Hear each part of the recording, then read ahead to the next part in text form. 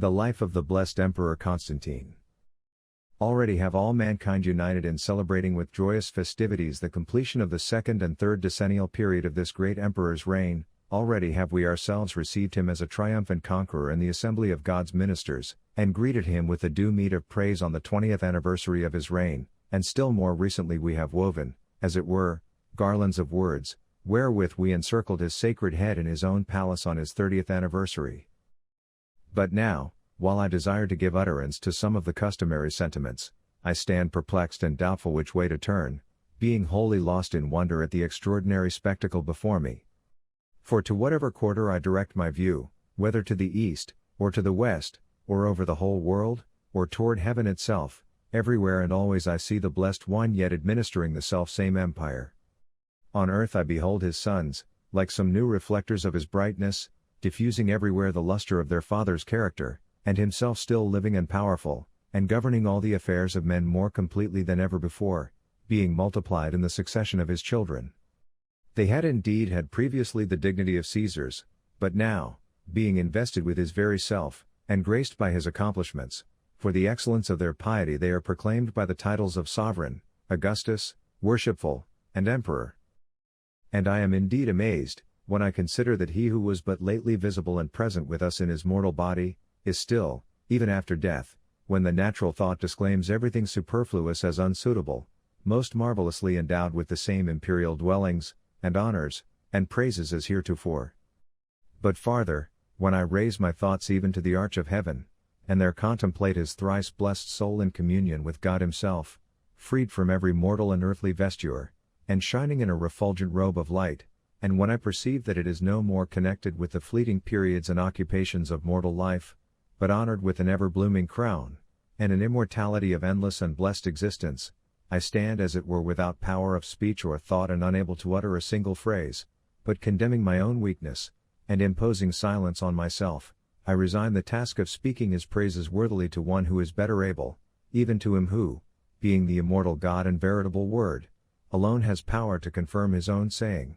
having given assurance that those who glorify and honor him will meet with an abundant recompense at his hands, while those who set themselves against him as enemies and adversaries will compass the ruin of their own souls. He has already established the truth of these his own declarations, having shown on the one hand the fearful end of those tyrants who denied and opposed him, and at the same time having made it manifest that even the death of his servant, as well as his life, is worthy of admiration and praise, and justly claims the memorial, not merely of perishable, but of immortal monuments. Mankind, devising some consolation for the frail and precarious duration of human life, have thought by the erection of monuments to glorify the memories of their ancestors with immortal honors.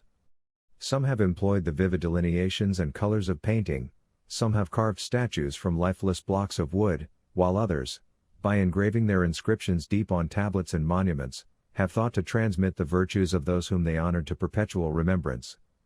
All these indeed are perishable, and consumed by the lapse of time, being representations of the corruptible body, and not expressing the image of the immortal soul. And yet these seemed sufficient to those who had no well-grounded hope of happiness after the termination of this mortal life.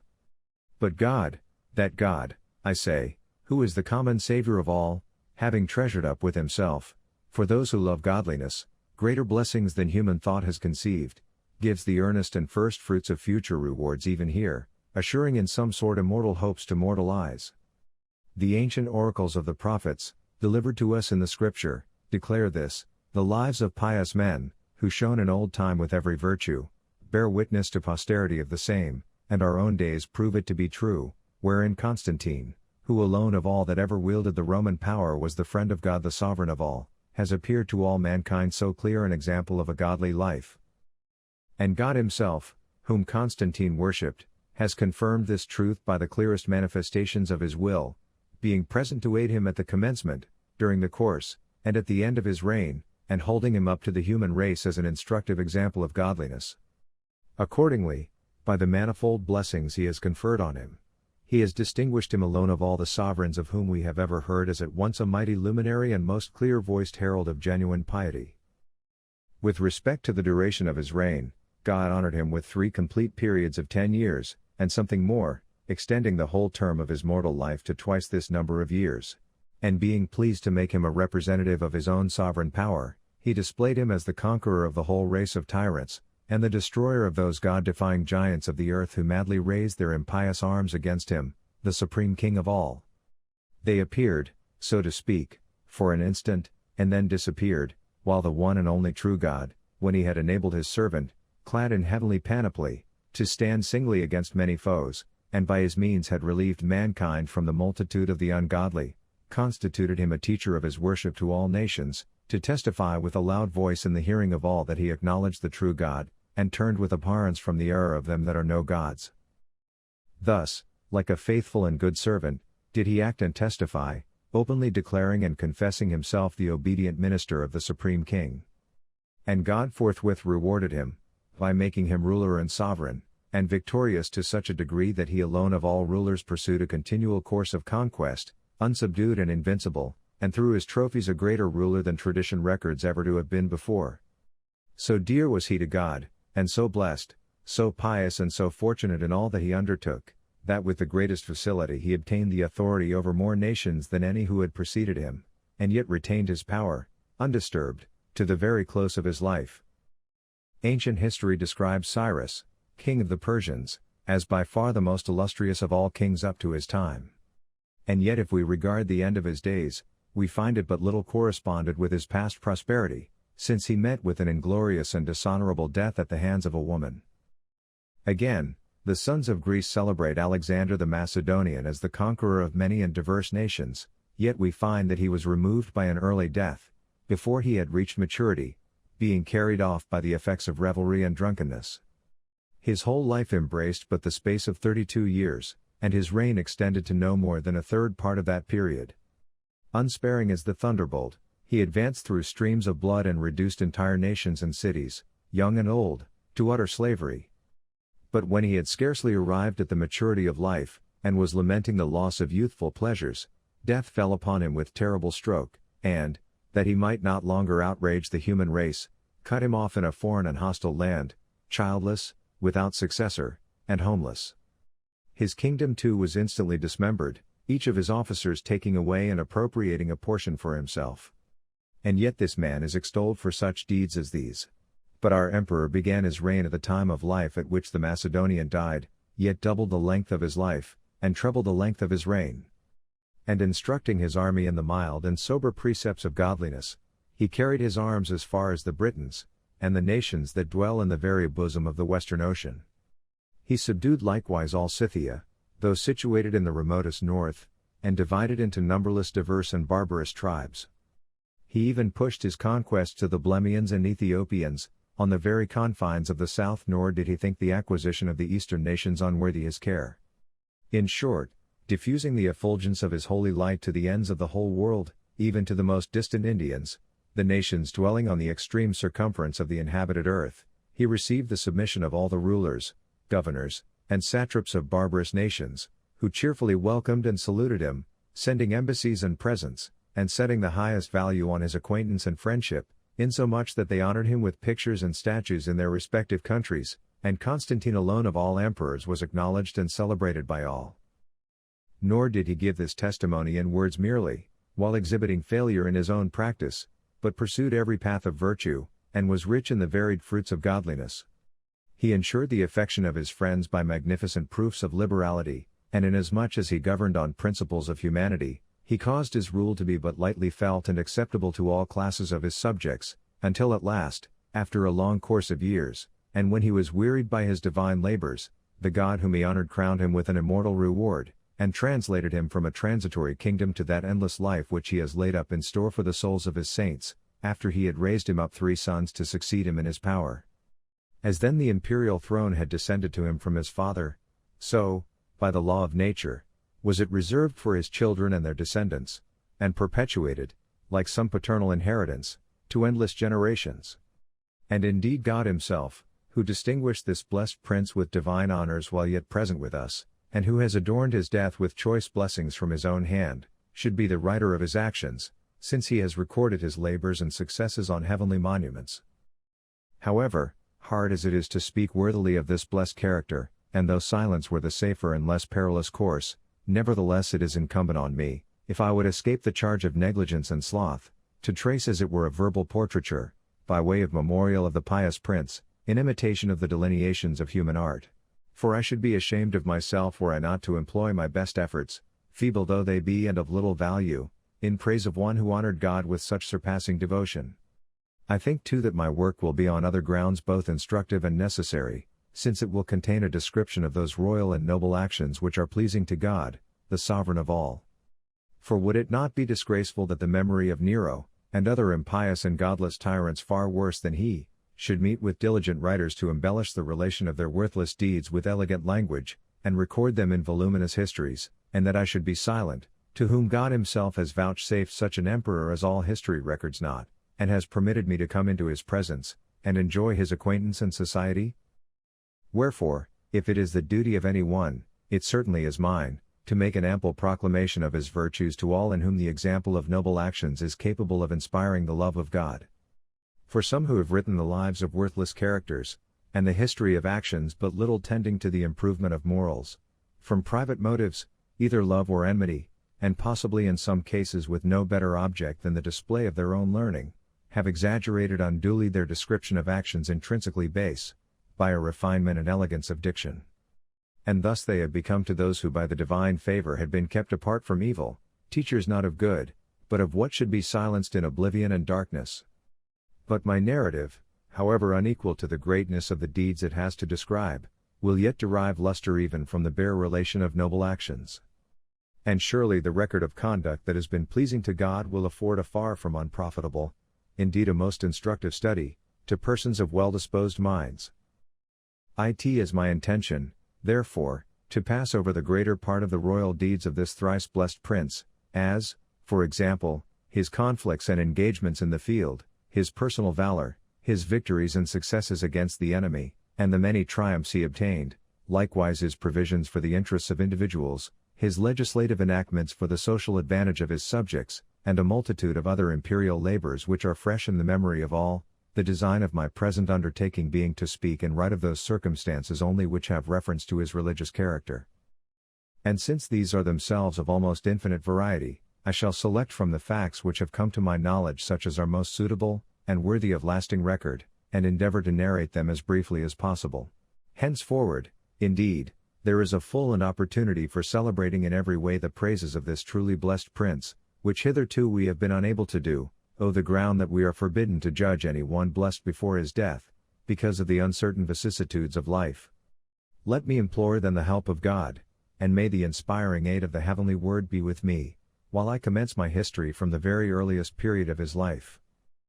Ancient history relates that a cruel race of tyrants oppressed the Hebrew nation, and that God, who graciously regarded them in their affliction, provided that the prophet Moses, who was then an infant, should be brought up in the very palaces and bosoms of the oppressors, and instructed in all the wisdom they possessed.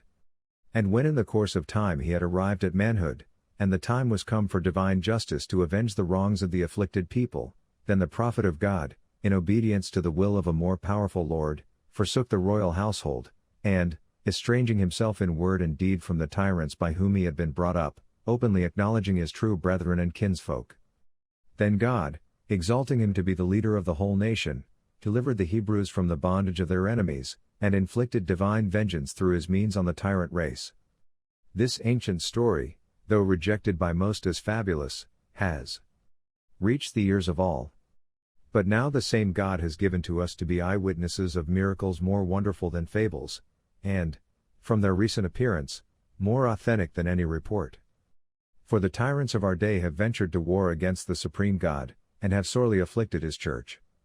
And in the midst of these, Constantine, who was shortly to become their destroyer, but at that time of tender age, and blooming with the down of early youth, dwelt, as that other servant of God had done, in the very home of the tyrants, but too young as he was did not share the manner of life of the ungodly, for from that early period his noble nature, under the leading of the divine Spirit, inclined him to piety and a life acceptable to God. A desire, moreover, to emulate the example of his father had its influence in stimulating the son to a virtuous course of conduct. His father was Constantius, and we ought to revive his memory at this time, the most illustrious emperor of our age, of whose life it is necessary briefly to relate a few particulars, which tell to the honor of his son. At a time when 4 emperors shared the administration of the Roman Empire, Constantius alone, following a course of conduct different from that pursued by his colleagues, entered into the friendship of the supreme God. For while they besieged and wasted the churches of God, leveling them to the ground, and obliterating the very foundations of the houses of prayer, he kept his hands pure from their abominable impiety, and never in any respect resembled them. They polluted their provinces by the indiscriminate slaughter of godly men and women, but he kept his soul free from the stain of this crime. The involved in the mazes of impious idolatry, enthralled first themselves, and then all under their authority, in bondage to the errors of evil demons, while he at the same time originated the profoundest peace throughout his dominions, and secured to his subjects the privilege of celebrating without hindrance the worship of God. In short, while his colleagues oppressed all men by the most grievous exactions, and rendered their lives intolerable, and even worse than death, Constantius alone governed his people with a mild and tranquil sway, and exhibited towards them a truly parental and fostering care. Numberless, indeed, are the other virtues of this man, which are the theme of praise to all. Of these I will record 1 or 2 instances, as specimens of the quality of those which I must pass by in silence, and then I will proceed to the appointed order of my narrative. In consequence of the many reports in circulation respecting this prince, describing his kindness and gentleness of character, and the extraordinary elevation of his piety, alleging too, that by reason of his extreme indulgence to his subjects, he had not even a supply of money laid up in his treasury, the emperor who at that time occupied the place of supreme power sent to reprehend his neglect of the public weal, at the same time reproaching him with poverty, and alleging in proof of the charge the empty state of his treasury. On this he desired the messengers of the emperor to remain with him a while, and, calling together the wealthiest of his subjects of all nations under his dominion, he informed them that he was in want of money, and that this was the time for them all to give a voluntary proof of their affection for their prince. As soon as they heard this, as though they had long been desirous of an opportunity for showing the sincerity of their good will, with zealous alacrity they filled the treasury with gold and silver and other wealth, each eager to surpass the rest in the amount of his contribution, and this they did with cheerful and joyous countenances. And now Constantius desired the messengers of the great emperor personally to inspect his treasures, and directed them to give a faithful report of what they had seen, adding, that on the present occasion he had taken this money into his own hands, but that it had long been kept for his use in the custody of the owners, as securely as if under the charge of faithful treasurers. The ambassadors were overwhelmed with astonishment at what they had witnessed, and on their departure it is said that the truly generous prince sent for the owners of the property, and, after commending them severally for their obedience and true loyalty, restored it all, and bade them return to their homes. This one circumstance, then, conveys a proof of the generosity of him whose character we are attempting to illustrate. Another will contain the clearest testimony to his piety. By command of the supreme authorities of the empire, the governors of the several provinces had set on foot a general persecution of the godly. Indeed, it was from the imperial courts themselves that the very first of the pious martyrs proceeded, who passed through those conflicts for the faith, and most readily endured both fire and sword, and the depths of the sea, every form of death, in short, so that in a brief time all the royal palaces were bereft of pious men. The result was, that the authors of this wickedness were entirely deprived of the protecting care of God, since by their persecution of his worshippers they at the same time silenced the prayers that were wont to be made on their own behalf. On the other hand, Constantius conceived an expedient full of sagacity, and did a thing which sounds paradoxical, but in fact was most admirable. He made a proposal to all the officers of his court, including even those in the highest stations of authority, offering them the following alternative: either that they should offer sacrifice to demons, and thus be permitted to remain with him, and enjoy their usual honors, or, in case of refusal, that they should be shut out from all access to his person, and entirely disqualified from acquaintance and association with him. Accordingly, when they had individually made their choice, some one way and some the other, and the choice of each had been ascertained, then this admirable prince disclosed the secret meaning of his expedient, and condemned the cowardice and selfishness of the one party, while he highly commended the other for their conscientious devotion to God.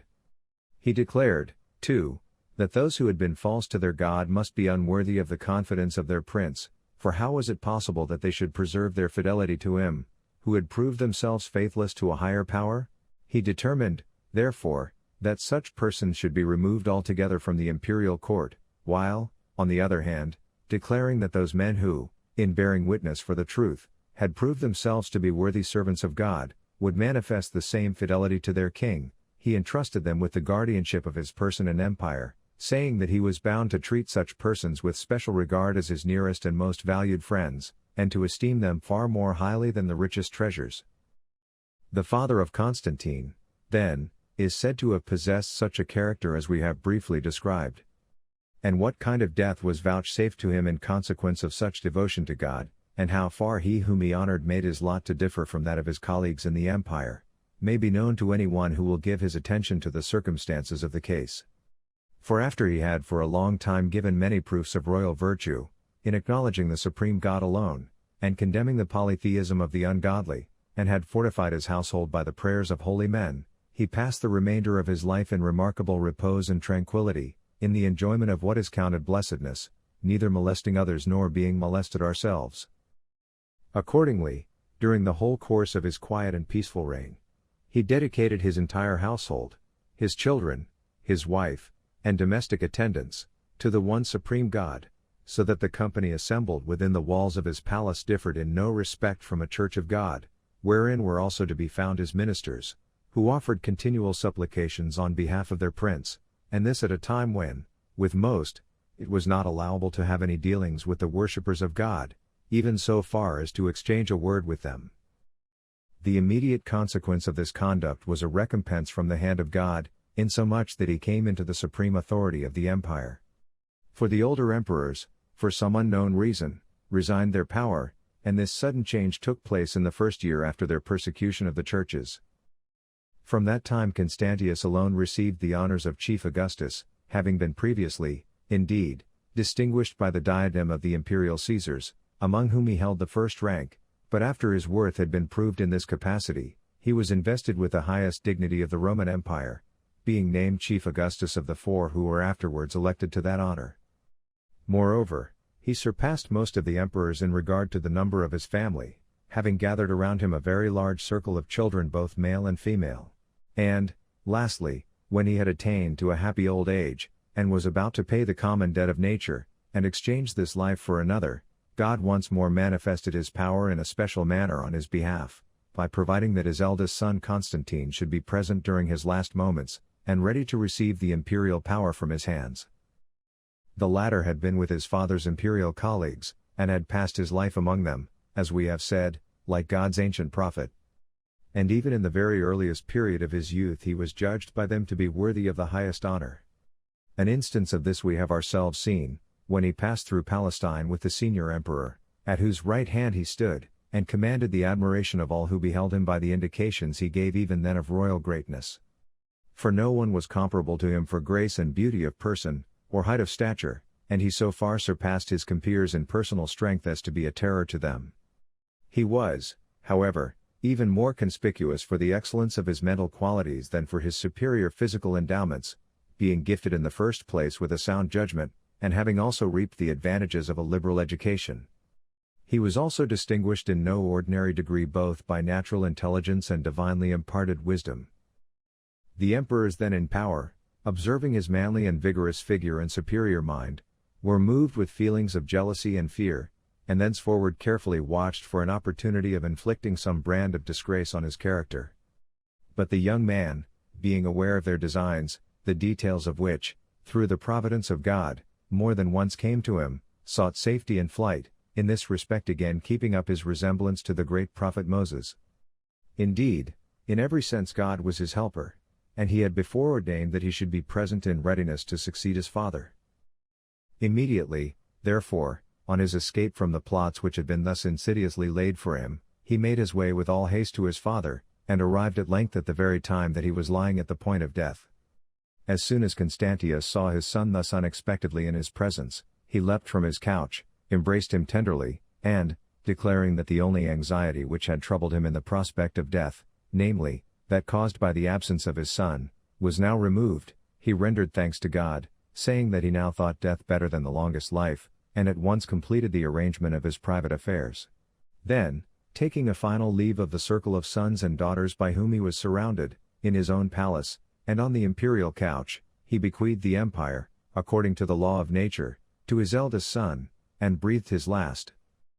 Nor did the imperial throne remain long unoccupied, for Constantine invested himself with his father's purple, and proceeded from his father's palace, presenting to all a renewal, as it were, in his own person, of his father's life and reign.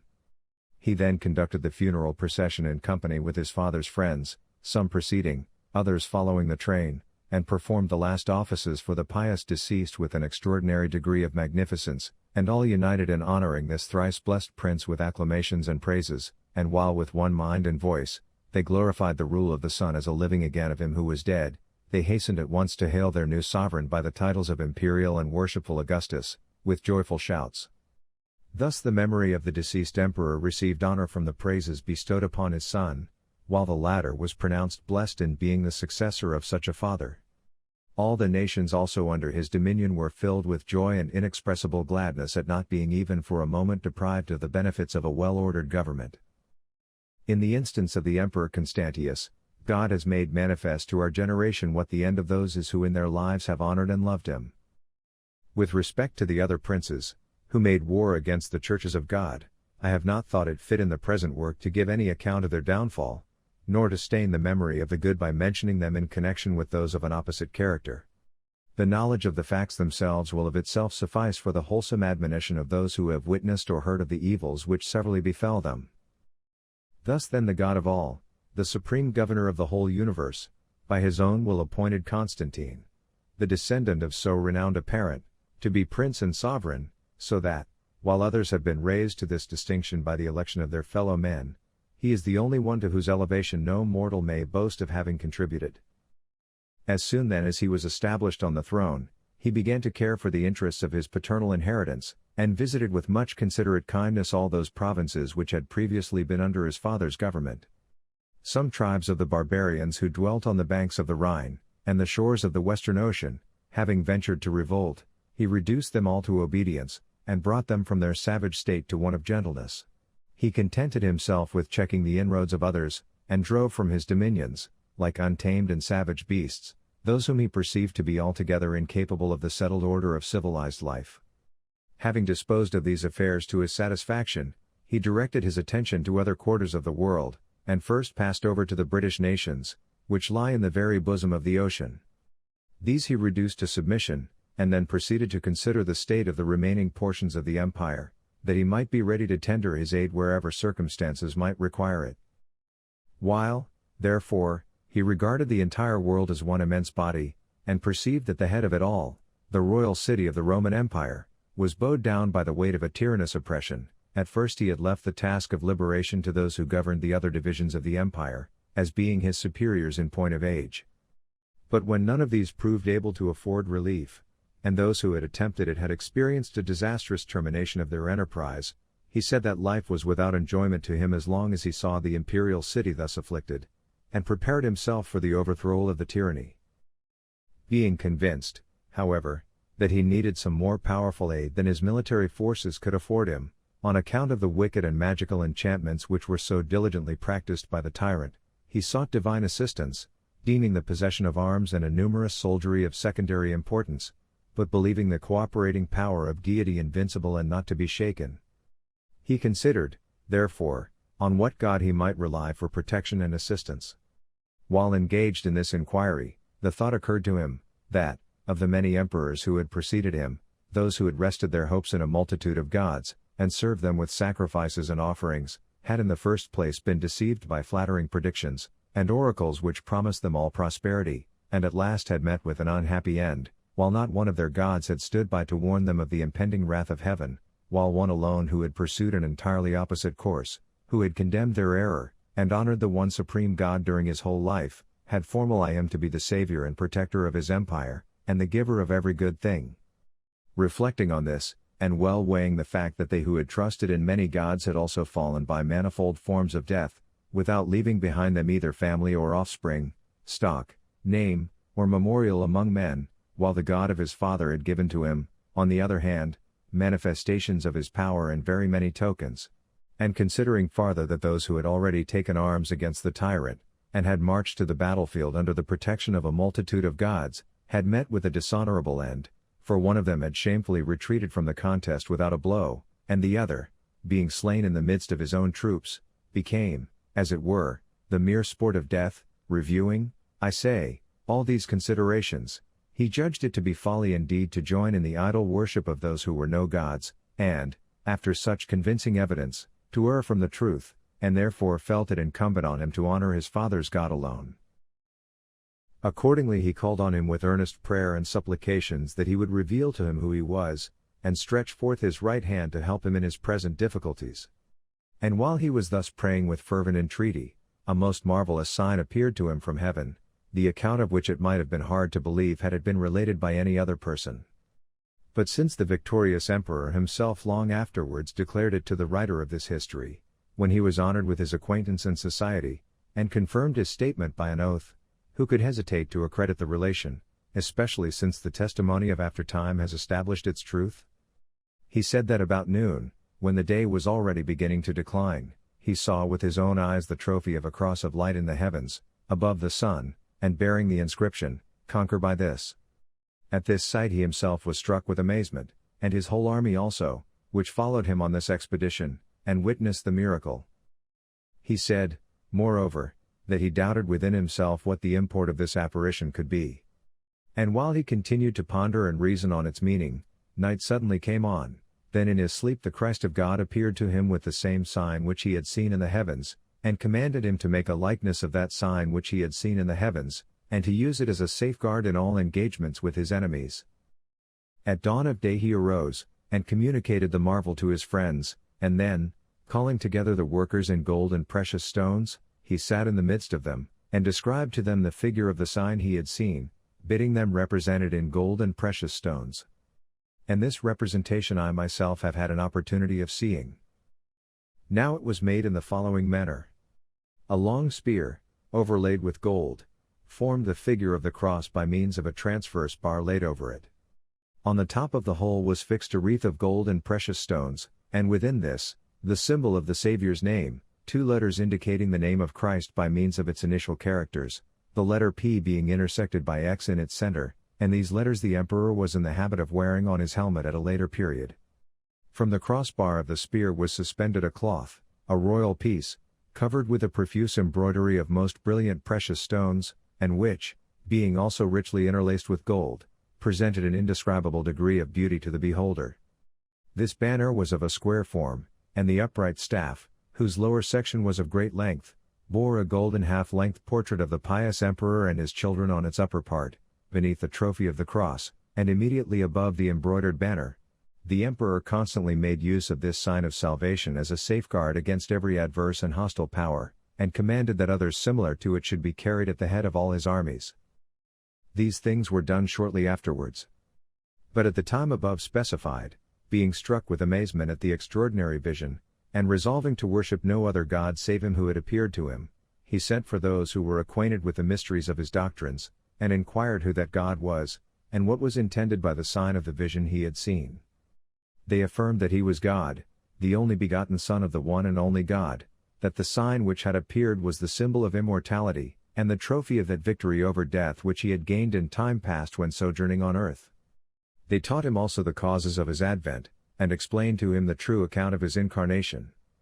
Thus he was instructed in these matters, and was impressed with wonder at the divine manifestation which had been presented to his sight.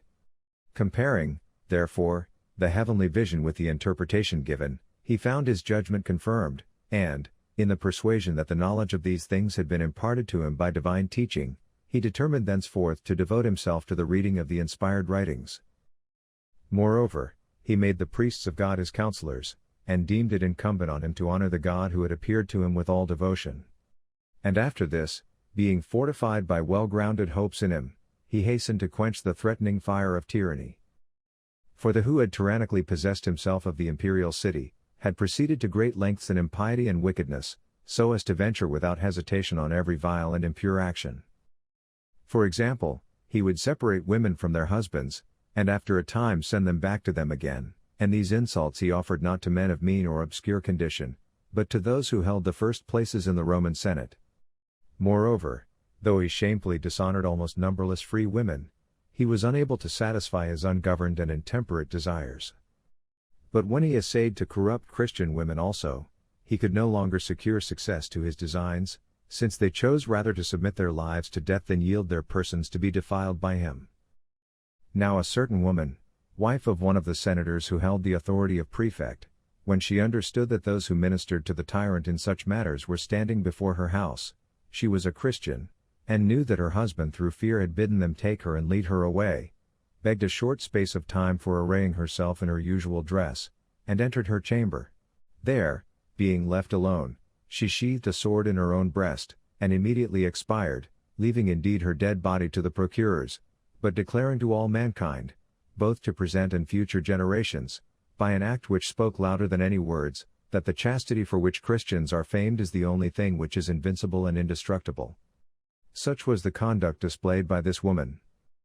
All men, therefore, both people and magistrates, whether of high or low degree, trembled through fear of him whose daring wickedness was such as I have described, and were oppressed by his grievous tyranny. Nay, though they submitted quietly, and endured this bitter servitude, still there was no escape from the tyrant's sanguinary cruelty. For at one time, on some trifling pretense, he exposed the populace to be slaughtered by his own bodyguard, and countless multitudes of the Roman people were slain in the very midst of the city by the lances and weapons, not of Scythians or barbarians, but of their own fellow citizens.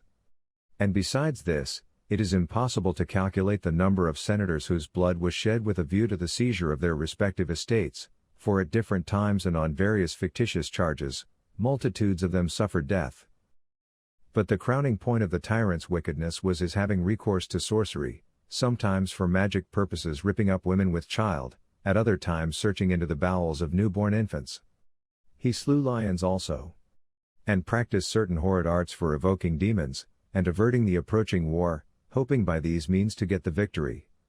In short, it is impossible to describe the manifold acts of oppression by which this tyrant of Rome enslaved his subjects, so that by this time they were reduced to the most extreme penury and want of necessary food, a scarcity such as our contemporaries do not remember ever before to have existed at Rome. Constantine, however, filled with compassion on account of all these miseries, began to arm himself with all warlike preparation against the tyranny. Assuming therefore the supreme God as his patron, and invoking his Christ to be his preserver and aid, and setting the victorious trophy, the salutary symbol, in front of his soldiers and bodyguard, he marched with his whole forces, trying to obtain again for the Romans the freedom they had inherited from their ancestors. And whereas Maxentius, trusting more in his magic arts than in the affection of his subjects, dared not even advance outside the city gates, but had guarded every place and district and city subject to his tyranny, with large bodies of soldiers, the emperor, confiding in the help of God, advanced against the first and second and third divisions of the tyrant's forces, defeated them all with ease at the first assault, and made his way into the very interior of Italy. And already he was approaching very near Rome itself, when, to save him from the necessity of fighting with all the Romans for the tyrant's sake, God himself drew the tyrant, as it were by secret cords, a long way outside the gates. And now those miracles recorded in Holy Writ, which God of old wrought against the ungodly, discredited by most as fables, yet believed by the faithful, did he in every deed confirm to all alike, believers and unbelievers, who were eye-witnesses of the wonders. For as once in the days of Moses and the Hebrew nation, who were worshippers of God, Pharaoh's chariots and his host hath he cast into the sea and his chosen chariot captains are drowned in the Red Sea, so at this time Maxentius, and the soldiers and guards with him, went down into the depths like stone, when, in his flight before the divinely aided forces of Constantine, he essayed to cross the river which lay in his way, over which, making a strong bridge of boats, he had framed an engine of destruction, really against himself, but in the hope of snaring thereby him who was beloved by God. For his God stood by the one to protect him, while the other, godless, proved to be the miserable contriver of these secret devices to his own ruin. So that one might well say, he hath made a pit, and digged it, and is fallen into the ditch which he made. His mischief shall return upon his own head, and his violence shall come down upon his own pate. Thus, in the present instance, under divine direction, the machine erected on the bridge, with the ambuscade concealed therein, giving way unexpectedly before the appointed time, the bridge began to sink, and the boats with the men in them went bodily to the bottom. And first the wretch himself, then his armed attendants and guards, even as the sacred oracles had before described, sank as lead in the mighty waters. So that they who thus obtained victory from God might well, if not in the same words, yet in fact in the same spirit as the people of his great servant Moses, sing and speak as they did concerning the impious tyrant of old, let us sing unto the Lord, for he hath been glorified exceedingly, the horse and his rider hath he thrown into the sea. He is become my helper and my shield unto salvation. And again, who is like unto thee, O Lord, among the gods? Who is like thee, glorious in holiness, marvelous in praises, doing wonders? Having then at this time sung these and such like praises to God, the ruler of all and the author of victory, after the example of his great servant Moses, Constantine entered the imperial city in triumph. And here the whole body of the Senate, and others of rank and distinction in the city, freed as it were from the restraint of a prison, along with the whole Roman populace, their countenances expressive of the gladness of their hearts, received him with acclamations and abounding joy, men, women, and children, with countless multitudes of servants, greeting him as deliverer, preserver, and benefactor, with incessant shouts. But he, being possessed of inward piety toward God, was neither rendered arrogant by these plaudits, nor uplifted by the praises he heard, but, being sensible that he had received help from God, he immediately rendered a thanksgiving to him as the author of his victory. Moreover, by loud proclamation and monumental inscriptions he made known to all men the salutary symbol, setting up this great trophy of victory over his enemies in the midst of the imperial city, and expressly causing it to be engraved in indelible characters, that the salutary symbol was the safeguard of the Roman government and of the entire empire. Accordingly, he immediately ordered a lofty spear in the figure of a cross to be placed beneath the hand of a statue representing himself, in the most frequented part of Rome, and the following inscription to be engraved on it in the Latin language: by virtue of this salutary sign, which is the true test of valor, I have preserved and liberated your city from the yoke of tyranny. I have also set at liberty the Roman Senate and people, and restored them to their ancient distinction and splendor. Thus the pious emperor, glorying in the confession of the victorious cross, proclaimed the Son of God to the Romans with great boldness of testimony. And the inhabitants of the city, one and all, Senate and people, reviving, as it were, from the pressure of a bitter and tyrannical domination, seemed to enjoy purer rays of light, and to be born again into a fresh and new life. All the nations, too, as far as the limit of the Western Ocean, being set free from the calamities which had heretofore beset them, and gladdened by joyous festivals, ceased not to praise him as the victorious, the pious, the common benefactor. All, indeed, with one voice and one mouth, declared that Constantine had appeared by the grace of God as a general blessing to mankind. The imperial edict also was everywhere published, whereby those who had been wrongfully deprived of their estates were permitted again to enjoy their own, while those who had unjustly suffered exile were recalled to their homes. Moreover, he freed from imprisonment, and from every kind of danger and fear, those who, by reason of the tyrant's cruelty, had been subject to these sufferings. The emperor also personally inviting the society of God's ministers, distinguished them with the highest possible respect and honor, showing them favor in deed and word as persons consecrated to the service of his God. Accordingly, they were admitted to his table, though mean in their attire and outward appearance, yet not so in his estimation, since he thought he saw not the man as seen by the vulgar eye, but the God in him. He made them also his companions in travel, believing that he whose servants they were would thus help him. Besides this, he gave from his own private resources costly benefactions to the churches of God, both enlarging and heightening the sacred edifices, and embellishing the august sanctuaries of the church with abundant offerings.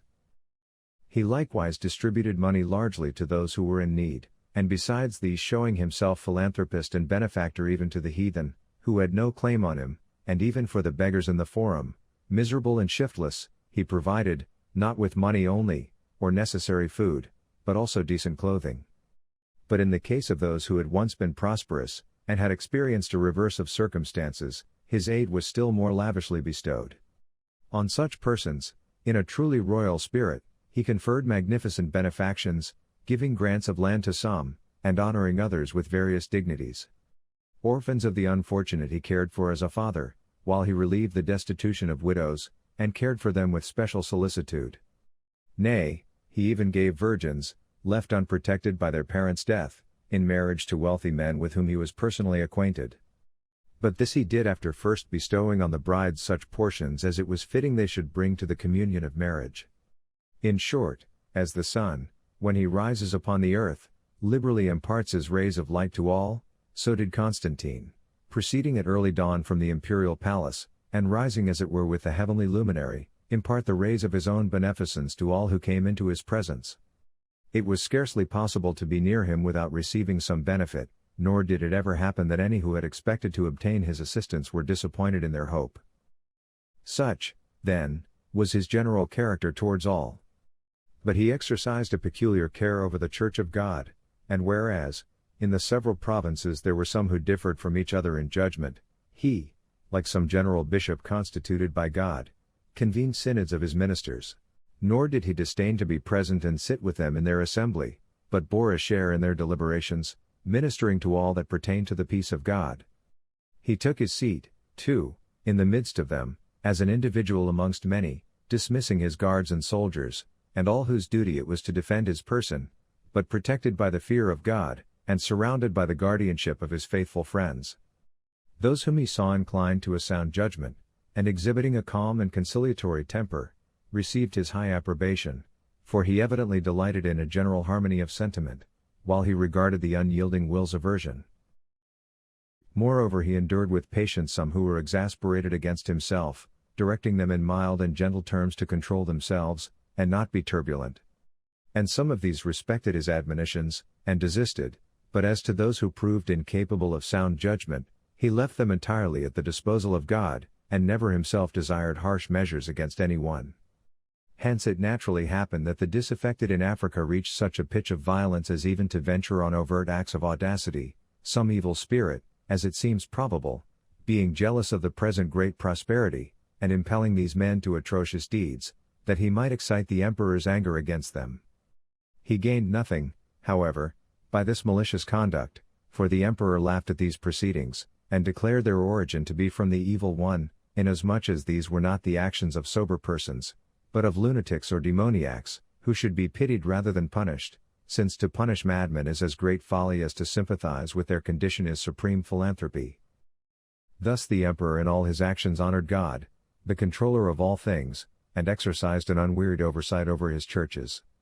And God requited him, by subduing all barbarous nations under his feet, so that he was able everywhere to raise trophies over his enemies, and he proclaimed him as conqueror to all mankind, and made him a terror to his adversaries, not indeed that this was his natural character, since he was rather the meekest, and gentlest, and most benevolent of men.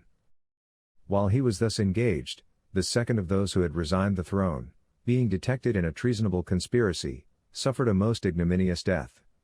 He was the first whose pictures, statues, and all similar marks of honor and distinction were everywhere destroyed, on the ground of his crimes and impiety. After him others also of the same family were discovered in the act of forming secret plots against the emperor, all their intentions being miraculously revealed by God through visions to his servant.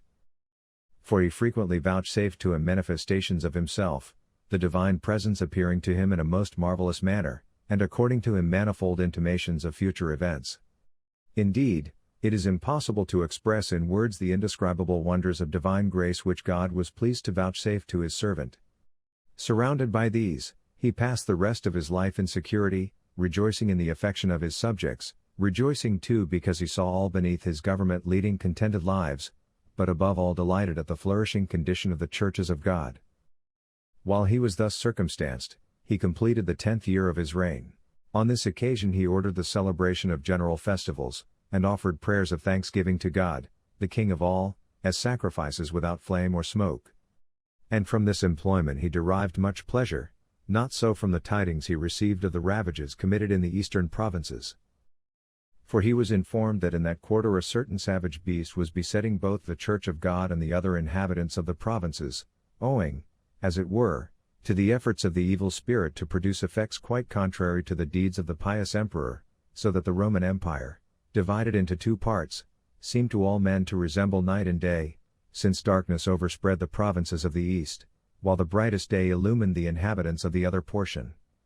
And whereas the latter were receiving manifold blessings at the hand of God, the sight of these blessings proved intolerable to that envy which hates all good, as well as to the tyrant who afflicted the other division of the empire, and who, notwithstanding that his government was prospering, and he had been honored by a marriage connection with so great an emperor as Constantine, yet cared not to follow the steps of that pious prince, but strove rather to imitate the evil purposes and practice of the impious, and chose to adopt the course of those whose ignominious end he had seen with his own eyes, rather than to maintain amicable relations with him who was his superior. Accordingly he engaged in an implacable war against his benefactor, altogether regardless of the laws of friendship, the obligation of oaths, the ties of kindred, and already existing treaties. For the most benignant emperor had given him a proof of sincere affection in bestowing on him the hand of his sister, thus granting him the privilege of a place in family relationship and his own ancient imperial descent, and investing him also with the rank and dignity of his colleague in the empire. But the other took the very opposite course, employing himself in machinations against his superior, and devising various means to repay his benefactor with injuries. At first, pretending friendship, he did all things by guile and treachery, expecting thus to succeed in concealing his designs, but God enabled his servant to detect the schemes thus devised in darkness. Being discovered, however, in his first attempts, he had recourse to fresh frauds, at one time pretending friendship, at another claiming the protection of solemn treaties. Then suddenly violating every engagement, and again beseeching pardon by embassies, yet after all shamefully violating his word, he at last declared open war, and with desperate infatuation resolved thenceforward to carry arms against God himself, whose worshipper he knew the emperor to be. And at first he made secret inquiry respecting the ministers of God subject to his dominion, who had never, indeed, in any respect offended against his government, in order to bring false accusations against them. And when he found no ground of accusation, and had no real ground of objection against them, he next enacted a law, to the effect that the bishops should never on any account hold communication with each other, nor should any one of them absent himself on a visit to a neighboring church, nor, lastly, should the holding of synods, or councils for the consideration of affairs of common interest, be permitted. Now this was clearly a pretext for displaying his malice against us. For we were compelled either to violate the law, and thus be amenable to punishment, or else, by compliance with its injunctions, to nullify the statutes of the Church, inasmuch as it is impossible to bring important questions to a satisfactory adjustment, except by means of synods. In other cases also this God-hater, being determined to act contrary to the God-loving prince, enacted such things. For whereas the one assembled the priests of God in order to honor them, and to promote peace and unity of judgment, the other, whose object it was to destroy everything that was good, used all his endeavors to destroy the general harmony. And whereas Constantine, the friend of God, had granted to his worshippers freedom of access to the imperial palaces, this enemy of God, in a spirit the very reverse of this, expelled thence all Christians subject to his authority. He banished those who had proved themselves his most faithful and devoted servants, and compelled others, on whom he had himself conferred honor and distinction as a reward for their former eminent services, to the performance of menial offices as slaves to others, and at length, being bent on seizing the property of all as a windfall for himself, he even threatened with death those who professed the Saviour's name. Moreover, being himself of a nature hopelessly debased by sensuality, and degraded by the continual practice of adultery and other shameless vices, he assumed his own worthless character as a specimen of human nature generally, and denied that the virtue of chastity and continence existed among men. Accordingly he passed a second law, which enjoined that men should not appear in company with women in the houses of prayer, and forbade women to attend the sacred schools of virtue, or to receive instruction from the bishops, directing the appointment of women to be teachers of their own sex. These regulations being received with general ridicule, he devised other means for effecting the ruin of the churches. He ordered that the usual congregations of the people should be held in the open country outside the gates, alleging that the open air without the city was far more suitable for a multitude than the houses of prayer within the walls. Failing, however, to obtain obedience in this respect also, at length he threw off the mask, and gave orders that those who held military commissions in the several cities of the empire should be deprived of their respective commands, in case of their refusal to offer sacrifices to the demons. Accordingly the forces of the authorities in every province suffered the loss of those who worshipped God, and he too who had decreed this order suffered loss, in that he thus deprived himself of the prayers of pious men. And why should I still further mention how he directed that no one should obey the dictates of common humanity by distributing food to those who were pining in prisons, or should even pity the captives who perished with hunger, In short, that no one should perform a virtuous action, and that those whose natural feelings impelled them to sympathize with their fellow creatures should be prohibited from doing them a single kindness? Truly this was the most utterly shameless and scandalous of all laws, and one which surpassed the worst depravity of human nature, a law which inflicted on those who showed mercy the same penalties as on those who were the objects of their compassion, and visited the exercise of mere humanity with the severest punishments. Such were the ordinances of Licinius.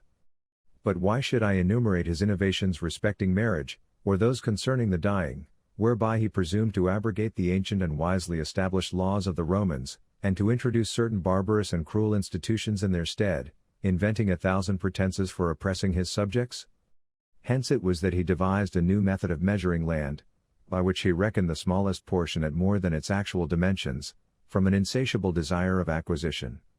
Hence too he registered the names of country residents who were now no more, and had long been numbered with the dead, procuring to himself by this expedient a shameful gain. His meanness was unlimited and his rapacity insatiable. So that when he had filled all his treasuries with gold, and silver, and boundless wealth, he bitterly bewailed his poverty, and suffered as it were the torments of Tantalus. But why should I mention how many innocent persons he punished with exile, how much property he confiscated, how many men of noble birth and estimable character he imprisoned, whose wives he handed over to be basely insulted by his profligate slaves, and to how many married women and virgins he himself offered violence, though already feeling the infirmities of age? I need not enlarge on these subjects, since the enormity of his last actions causes the former to appear trifling and of little moment.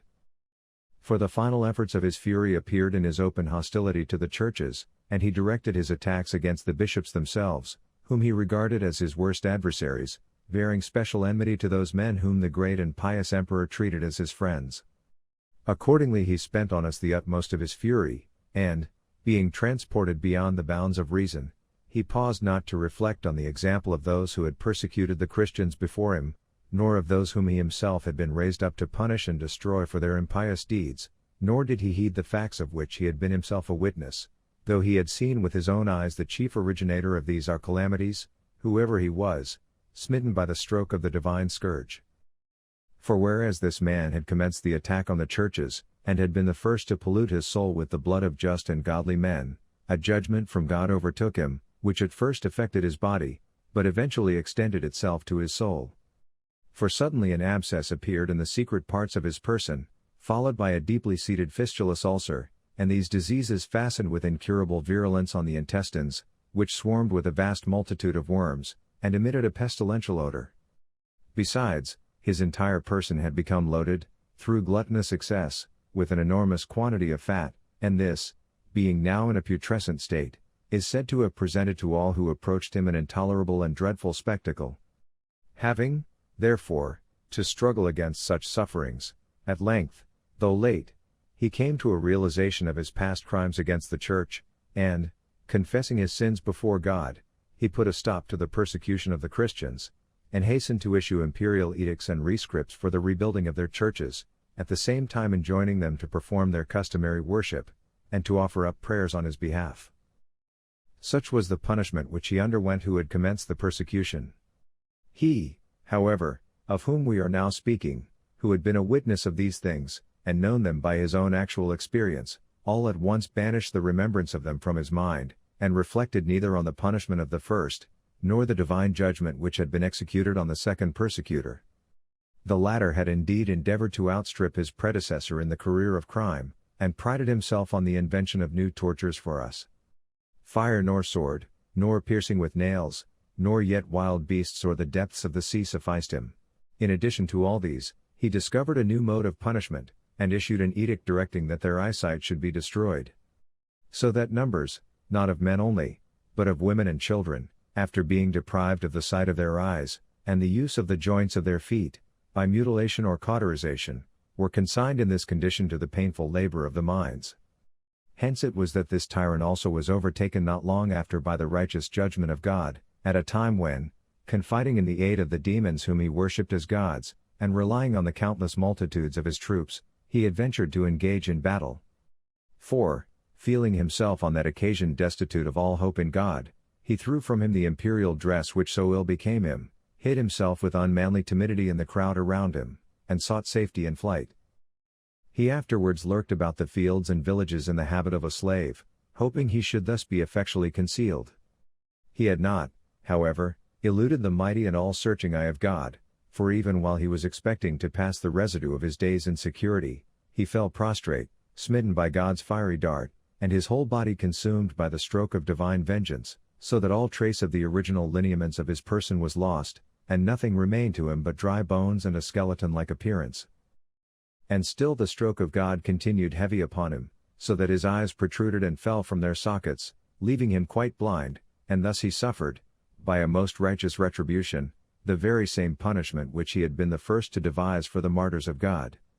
At length, however, surviving even these sufferings, he too implored pardon of the God of the Christians, and confessed his impious fighting against God. He too recanted, as the former persecutor had done, and by laws and ordinances explicitly acknowledged his error in worshipping those whom he had accounted gods, declaring that he now knew, by positive experience, that the God of the Christians was the only true God.